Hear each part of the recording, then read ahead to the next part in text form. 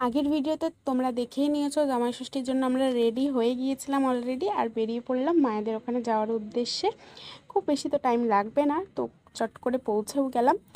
আর পৌঁছানোর পর দেখলাম মায়ের কিন্তু রান্না অলমোস্ট শেষ হয়ে গিয়েছে। আর এই দিনটাতে মা নিজেই রান্না করে, সেই জন্য প্রত্যেক জামাই ষষ্ঠীতে আমরা নিরামিষ খেয়েই থাকি জামাই ষষ্ঠীর দিন। আর পসিবল হলে পরের দিন কিছু মানে মাছ মাংস আমাদের মতো রান্না করে খাই। আর যেহেতু মা নিজে রান্না করে আর মা নিরামিষ খাই সম্পূর্ণই ভগবানকে ভোগ লাগিয়ে, সেই জন্য মা মাছ মাংস করতে পারে না। আজকের মেনু ছিল ফ্রাইড রাইস, আলুর দম আর পনিরের একটা আইটেম, চিলি পনির টাইপের। তো ভগবানকে ভোগ দিয়ে তারপর মা জামাইকে সম্পূর্ণভাবে সব কিছু সাজিয়ে দেবে।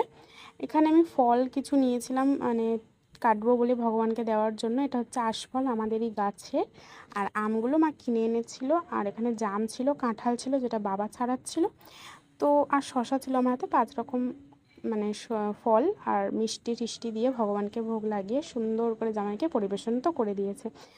আর ভিডিও করতে তো বেচারা খুবই লজ্জা পায়। তো যাই হোক, এই দইটা আগের দিন কিন্তু আমি বাড়ি গিয়েছিলাম, মানে মায়ের ওখানে গিয়ে পেতে সুন্দর করে দই পেতে দিয়ে বাড়ি এসেছি আবার পরের দিন, মানে পাতা দই খাবো বলে আর জামাইকে খাওয়াবো বলে, মানে মায়ের জামাইকে। তো দইটা কিন্তু সবাই খেয়েছে, আমি লাস্টে খেয়ে দেখলাম কেমন হয়েছে, সত্যিই খুব ভালো হয়েছিল। আর এই যে ম্যাডাম এসেছে আজকে আমাদের বাড়িতে, ও আমার মামাতো বোন।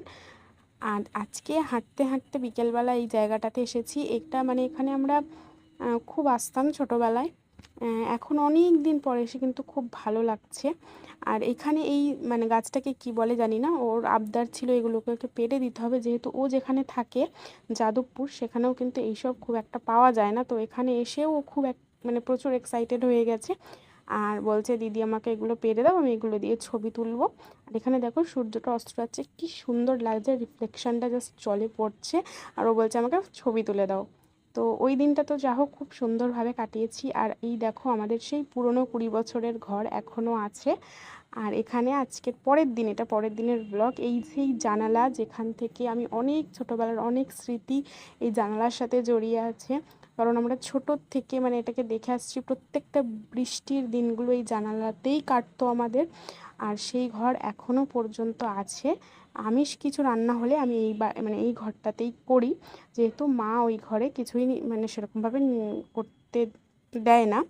তো এখানে দেখো মাছের আমি কালিয়া করেছিলাম, আর চিংড়ি মাছটা জাস্ট সর্ষে পোস্ত করেছিলাম। রান্নাটা কিন্তু বেশ একটু রিচ হয়েছিল, ভালো খেতেও হয়েছিল।